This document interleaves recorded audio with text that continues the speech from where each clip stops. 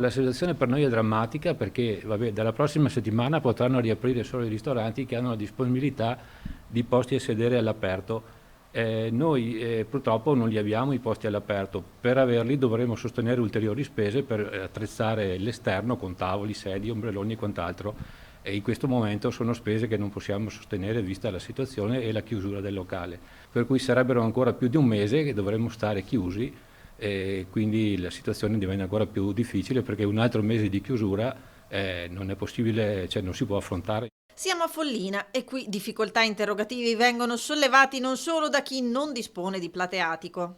Il mio grande dubbio quando io ho preso la prenotazione dei nostri clienti, che ho preparato quello che devo preparare in cucina, e se nel momento a mezzogiorno, a mattina c'è il sole mi organizzo e a mezzogiorno c'è la pioggia, cosa faccio? Mando via i clienti o posso accomodarli all'interno, magari distanziati secondo la norma vigente?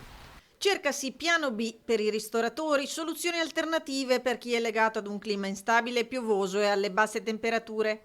Fra l'altro il discorso delle aperture all'aperto, secondo noi, nella nostra zona non sarebbe neanche sostenibile perché, viste le temperature che abbiamo in queste zone, non si può pensare di stare a pranzo e tantomeno a cena, pranzare fuori all'aperto perché effettivamente è troppo freddo.